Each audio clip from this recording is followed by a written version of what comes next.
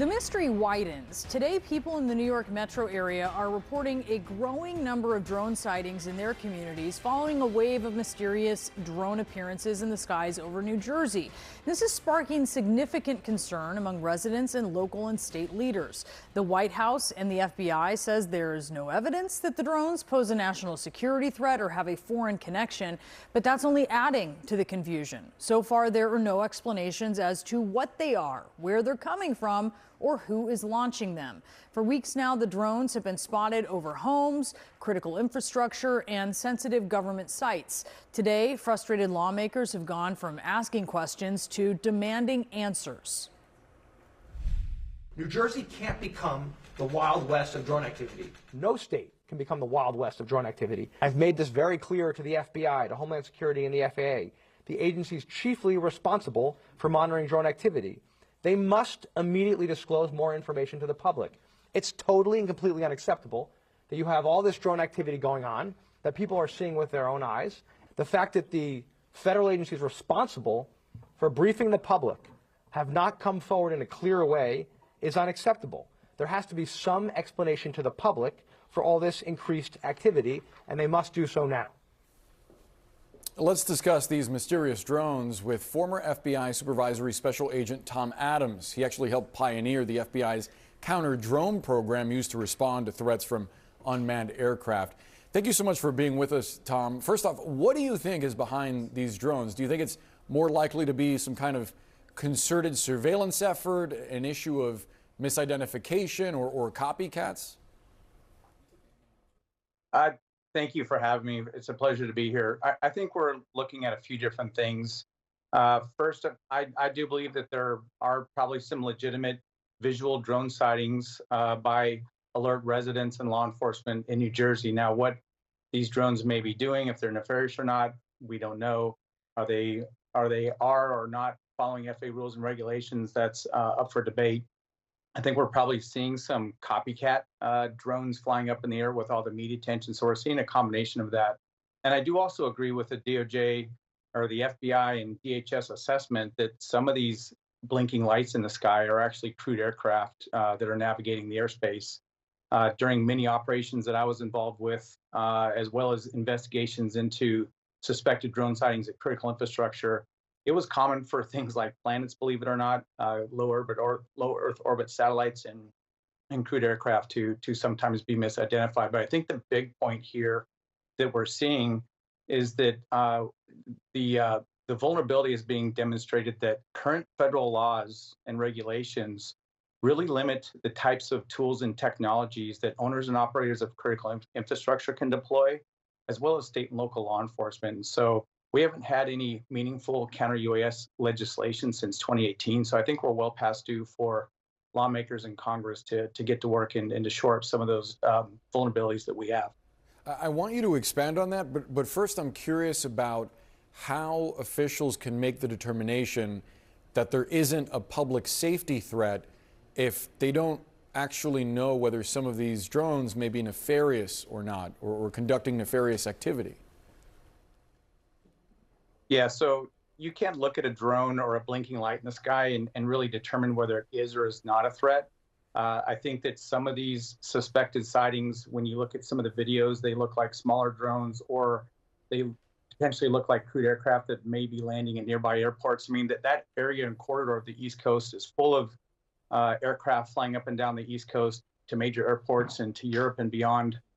So, you know, aside from any specific threat information or specific identification of drones or where they may be coming from, I don't think you can really say that they're a threat. So I think there's still a lot of information gathering to be done so we can get some definitive answers. Got it. So talk to us about these federal laws and regulations that are currently in place that make it more difficult, that hamper efforts to figure out what this is. What specifically do you think needs to change? Well, there's a couple big things that need to change.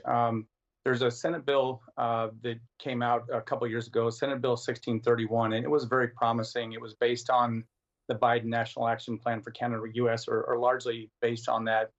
There's two big things that I think can really impact this. One is that owners and operators of critical infrastructure, as well as public safety agencies, should be able to start to use a wide variety of drone detection technologies, including some RF detection technologies that would otherwise be illegal for them to use, so that they can gather relevant information from those signals to determine where the pilot is, where the drone is, drone telemetry information, things like that. That's extremely important.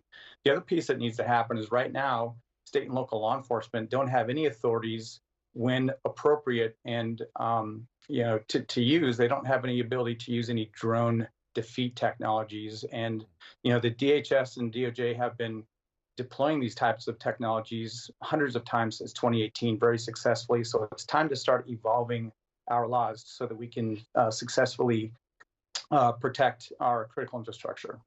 So I just want to clarify a point you just made. Would you say that you agree with Congressman Josh Gottheimer of New Jersey, the soundbite that we just played? He was on CNN this morning talking about local officials being given the authority in certain circumstances to shoot drones out of the sky. Would you say that you agree with him? Well, right now, current federal law, and when I'm speaking of current federal law, I'm speaking of the Preventing Emerging Threats Act of 2018. That law specifically does not provide DOJ or DHS the authority to delegate that authority to any other entity.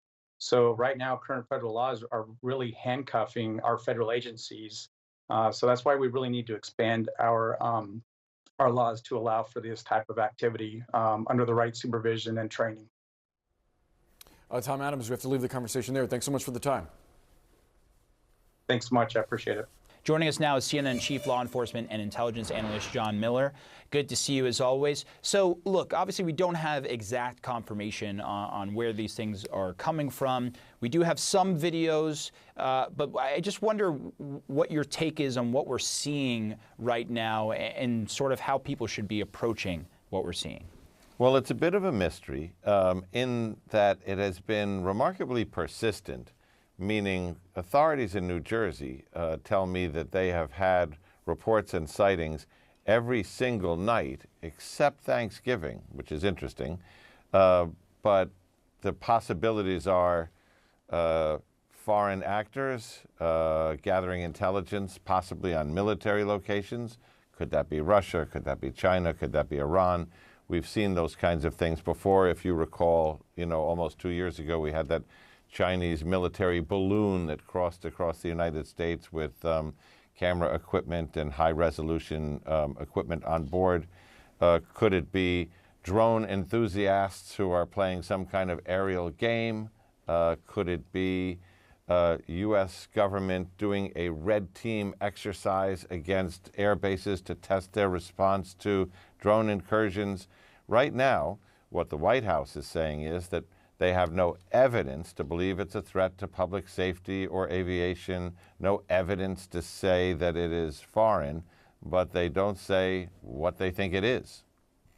And I think that gap is what's left people a little bit concerned over what's going on. And there is a military installation in the area, Picatinny Arsenal in northern New Jersey. And I talked to one of their people yesterday, and they told me they had sightings, confirmed sighting as they described it, back on November 13th.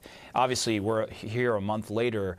Are you surprised that either the government at the state level, local, or even federal hasn't come out with a reason as to why these drone sightings are happening? No, because we've seen this before. We had a very similar set of incidents late in 2023 that the government acknowledged only in 2024, down around Norfolk, Virginia, over an Air Force base there.